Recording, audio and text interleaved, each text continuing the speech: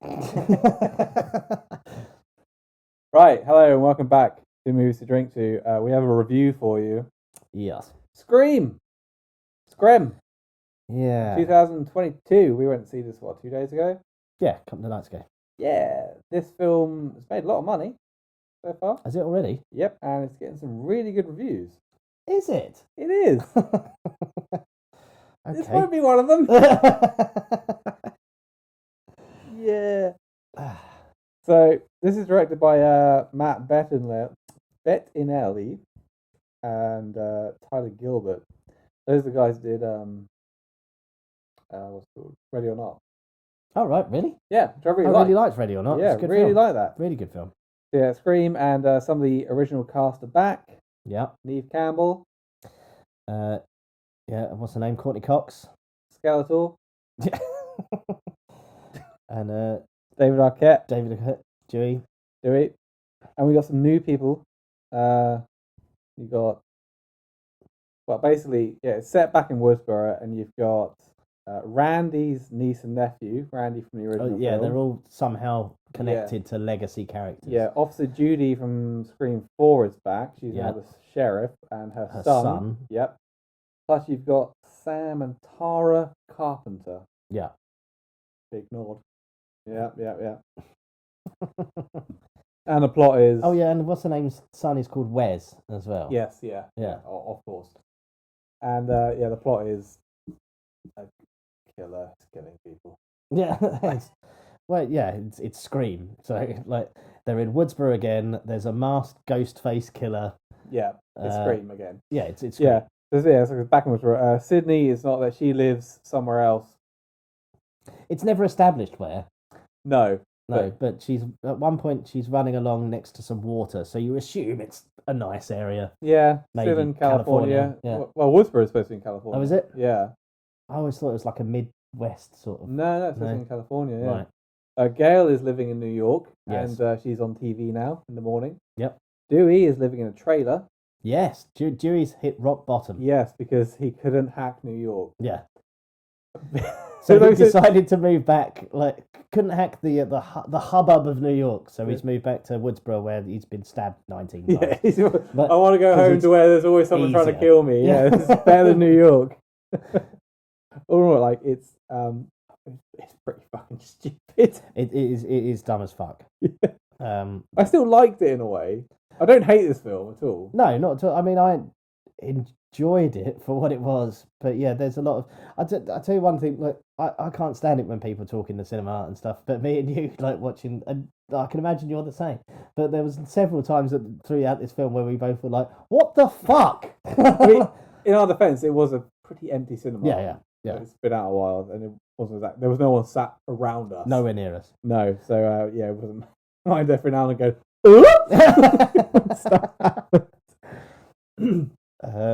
But yeah, I was thinking about this earlier. There's basically there's a recipe for like Scream films. Yes, of course, they're meta, like they're self-aware. Excuse me. It's basically it's a slasher film, but it's meta, it's self-aware, it's self-referential. You have to reference a load of other horror films, some soap opera style family drama, and a Scooby-Doo ending. Yeah, that's a Scream film. Yeah, basically. They're all kind of the same. Yeah, they are. I mean, I love the first one. Oh, the first one was fantastic. Yeah, all the sequels, I could take them or leave them. Yeah, if I'm being honest. I honestly don't know. I was going to watch 4 before we watched this film, and I can't remember if I've ever even seen 4. I saw it in the cinema, and I hadn't seen it. I watched it the day before we went to see this new one, and I could remember who the killers were. Yeah. Other than that, I couldn't remember a single thing about Scream 4. But actually, I think Scream 4 is probably the best sequel.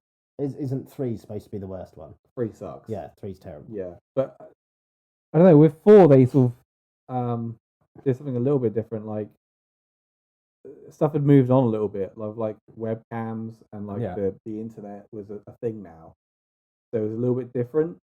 Right. So yeah, I think 4's a bit underrated, if I'm honest. I think it's probably the best of the sequels. And yeah, as I say, it touched on something new. This it didn't. I really thought it would, because it was incredibly formulaic. Also, But like pop culture has moved on a lot, yeah, as has technology. yeah, And in this, they didn't touch on any of that. For some reason, I thought like social media was going to play a role in it, and there'd be like Yeah. some kind of commentary on that. Didn't bother. no. It was still just like the whole like phone that who has a house phone in 2022. Yeah. Answer the landline. No, there should have been like answer your landline. Fucking landline. What? What is that noise? They do. They do make the joke at the beginning. The landline is ringing. She's like, nope. Yeah. Doesn't answer it. Yeah, which most people don't even answer their fucking mobiles these days. Like, answer your phone. Why? Because I'm gonna kill you. I'm not answering it then. That was it when she like it starts ringing and she just goes like no and turns it off and I looked at you and went the end. Yeah, basically. Yeah, as it is. You know, yeah, stuff's moved on quite a bit since then, but they just did the exact same thing. And apart from like, they do reference like new horror films, which they call elevated horror. Yeah, and seem to suggest that they're not as good. And the whole premise this time is that it's a requel, so like it's a reboot and a sequel in one. Yeah, and it's it's not Scream 5, it's Scream. Yeah. Yeah, which was I think they changed the name deliberately because of all the new Halloweens coming out and stuff, and other films that have chosen to just like reuse the original's title. Yeah, basically. Like, yeah. It also did some. I mean, there's some really just fucking stupid moments in it. Hugely. There's like the whole thing with when it all starts kicking off and Dewey phones Sid. It's like, "Don't come here." Yeah. It's like, okay, I won't. Okay, she definitely will. Yeah, like, she's definitely going to, unless like that was the easiest money Neve Campbell's ever made. But then, literally like a few scenes later, I came as soon as I heard. Like, yeah. Okay. So that was it. Yeah, I came as soon as I heard. Like he died 10 minutes ago. Where do you live? Oh, I've lived in Woodsboro this whole time, and I literally just behind the post office. I just didn't tell anyone. But like, not to give anything away, like there's some like one of the characters is having like hallucinations. Yeah. Of somebody else throughout the film, and it's like it doesn't. I mean, Scream's always supposed to have been set in like very much the real world. Yeah. And this is not. not. That does, yeah. It's like the dream sequence from Scream 3. You're like, what the fuck was this? Yeah. It's like what? It's just it doesn't seem to fit in what we thought was this, universe. And then there's the fucking wheelchair thing, which you literally. There's some really weird editing, which makes it look like this girl's like, oh, I'm gonna look after my sister, and then she just seems to abandon her sister. She's wheeling her sister out of the hospital in a wheelchair, and then she bumps into Gail and Sydney. Yeah, and she stood there and starts having some kind of altercation with them. And then the boyfriend's like, I'm gonna go and get the car. So she's still there with the sister, having this little argument, and then she's like, "Screw you guys, I'm leaving." And then it cuts to her storming out of the hospital, having just on her own. It's like, it's just, where's your sister? Yeah, you just left her there. But even when we were watching it, you were like, and then the car turns up and she's in the fucking car. Like, the power of editing, she's managed to arrive in the car. But she also has a look in her face that's as confused as we are. Like, how did I get here? Who put me in the car? It is odd. Oh god. But yeah, there's so many moments in this film that are just really, really, really strange, and it doesn't seem as well put together as, like, say, the first one, or even probably any of the sequels. No, to me personally, it just feels a bit sort of all over the place in some places. Yeah, and a little bit lazy. Yeah. Well, I mean, it made me think of Matrix Resurrections in a way that because where I've not seen that. Right. I don't want to. There's I hate the Matrix sequels. They're fucking shit. Both these films are trying to be like, obviously Scream's whole thing is being meta, but Matrix Resurrections is trying to be very meta as well. Like, and it's basically a commentary on is this film necessary? This film we are in, is it necessary? Should it exist? And the answer to both films is probably not. No. Like, it is unnecessary.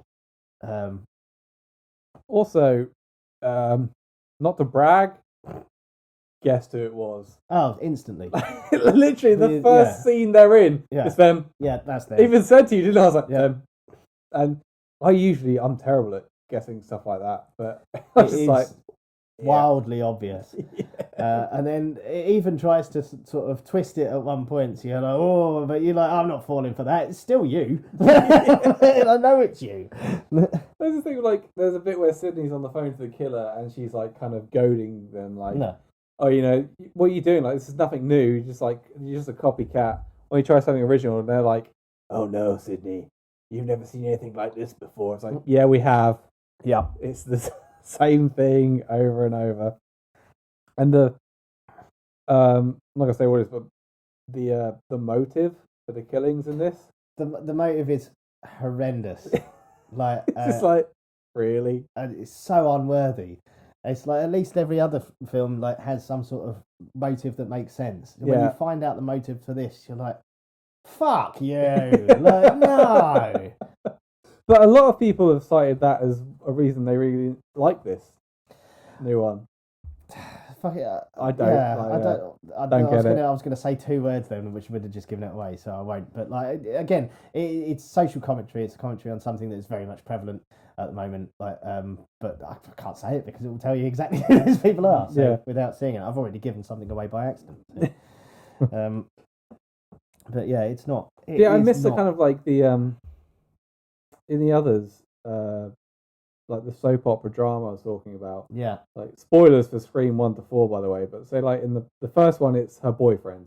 Yep. Billy Loomis, and his best mate. And he's killing because Sydney's mother was a slut and had an affair with his dad, and it caused their marriage to break up. Not a bit of a weak kind of motive for killing, but okay. Second one, it's Billy's mother seeking revenge. Halloween. Not Halloween, Friday 13th. Which kind of makes sense, really. The third one, the one that's set in LA, it turns out Sydney has a brother she never knew about. Yeah. At some point, her mum, Maureen, when she was 19, moved to Hollywood. Right. And starred in a couple of films. But she left Hollywood after going to like some kind of like Hollywood party where she was locked in a room and basically Weinsteined by a bunch of blokes. And the result of that was this son, Roman, who later tracked her down and found out that his real mother found out it was Maureen Prescott, went to find her, was like, hi, Mum, and she's like, no. And shut the door in his face. Right. And so he got angry and he got Billy to do the killing. Oh, that's it. Roman was essentially the mastermind behind the whole thing. Yeah, yeah. In this film, they just ignore that entirely, didn't they? But also, I mean, in Scream 3, when it's revealed at the end, it's like, and the killer is, the Scooby-Doo is like, Roman! And it's like, oh, that guy! Yeah, that guy that's had like, 3 scenes before this, and we don't know. If it had been like a character that we knew something about or gave a shit about. Yeah. But it's not. It's just like, oh, that guy. What is it? Brother? Oh, okay. Sure, whatever. And then in the fourth one, it's Sydney's cousin because she's jealous of Sydney's fame. It's not good fame. Yeah, you know, I'm famous. People have tried to kill her. Yeah, I've been hurt a lot. Yeah, I want that fame. Yeah, I want people to kill me. Yeah, I mean, honestly, of all of them, Scream 2, like, the motive is the most understandable. Solid. Yeah, yeah. Like, all the others are a bit like, it's a bit far-fetched. But I still, I don't know, I enjoy them. Oh, and there's a bit of, another dumb moment. One of the surviving characters at one point is shot in the stomach. Yeah. And is on the floor for all of 90 seconds. And then they're totally fine. Literally. And at the end, they're sat there. Yeah, they're sat there, not even in the ambulance, just on the back of the ambulance with like a blanket on them. Yeah. And the paramedics give them some like hot chocolate. And they're just like chatting away. Like, no, just, this person needs surgery. Like, what the fuck? If they'd moved the blanket just slightly, you can see all their intestines and stuff hanging out. It's like, should you get that looked at? It's fine. Yeah. Okay. Oh, yeah. No worries. But yeah, there's also that, and it is a bit of a trope. It happens in other horror films and stuff. We've noticed that, like, the whole of the big finale takes place in one sort of environment. Yeah. But so something's going on in one room, and something's also going on in another room. So you watch what takes place in one room, and that ends, and then we go to this other room where these other people. So these other people that have survived in this other room are obviously just sat there going, "Should we go and help?" Like, no. We'll wait. We'll wait. They're literally in the next room. Yeah. You can't hear what's going on in there. All that commotion going. No, Yeah. it's fine. Like, we'll just. What have you been come doing in there? And then once that's all finished, then they'll enter the room. Like, everything all right? Where the fuck have you been? It is odd. But yeah, I mean, it's not a bad film. It's not great, and it is silly, but it's not terrible. But yeah, like some good points. Melissa Barrera and Jenna Ortega. Yeah. I thought they were really good. Yeah. As the sisters, Sam and Tara. Yeah, like, very good. Actually, like, good performances. Like, wow. Like, well done for a slasher film. Like, this is good. Yeah. It's fucking violent. There's some good kills. Like, there way are some more, really good like, kills. violent compared to, like, especially, like, 2 and 3 seem, like, kind of tame by sort of... 4's not overly violent, but this is, like... It's not Halloween Kills level of violence and brutality, but it's definitely... They've upped it a little bit, and it's definitely more interesting. It's got... There's one particular... I won't go into too much detail, but, like, involves a knife and a throat, and it's quite long. It lingers. Like, and I quite enjoyed that without sounding like a fucking weirdo. Well, it's good you get in there. Yeah. Oh, yeah, it was a good kill. Yeah, I think I know. Like, I've not heard anyone say anything bad about this, and then, like, especially like on social media and stuff. And then obviously we went to see it. It's like, yeah. I don't know. I really want to like this more than I do. I mean, I really wanted. It probably warrants another watch. I would probably watch it again. It's not like a film like Matrix Resurrections. I will not watch again. It's fucking garbage. Right. But this, I would watch this again. Yeah, I definitely watch it again. Like, it's it's not like offensive in any way. No, it's just a bit fucking stupid. Yeah, it's dumb as fuck. Yeah, there's some very weak sort of plotting, storytelling. Like, doesn't make a lot of sense. Yeah, lazy writing. But yeah, one from the guys that did Ready or Not. Ready or Not, really. Ready or Not's a very clever film. I love that film. It's really, really good. Yeah. Yeah, I was really expecting more, and I got just kind of the same sequel again with, like, nothing new and some really daft fucking moments and Skeletor. Yeah. There's a bit, right, when I think it's when Gail and Sydney first see each other, and the camera's behind Sydney, and Gail comes in and hugs her, and she's got, like, head over her shoulder, and you can see Courtney Cox's face. Yeah. But also you can see a hand on her shoulder. A hand. She has, like, the hand of a 90-year-old woman and the face of Frank Langella. Like, I think she might have had some work done, is what I'm trying to say. Yeah. I think, she's had quite a bit of work done, and it's not done. I mean, not to... fair play to her. Yeah, look, yeah, she's not... she looks odd. So at least she doesn't have the fucking same haircut she did in 3, though. I mean, I would have enjoyed that throwback. That would have been brilliant. That was it. That's what we thought of Scream. Sorry we didn't love it as much as you. Yeah. Didn't hate it, though. Didn't hate it. Didn't hate it. It's not a bad film. Matrix Resurrections, though, garbage. Fuck that film. I don't even want... I hated...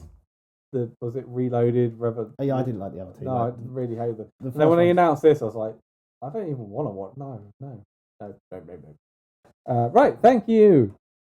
Join us for more later, and don't forget to subscribe and all that stuff. Share and blah, blah, blah. Yeah, we have to say it's 2022. You know what to do. Come on.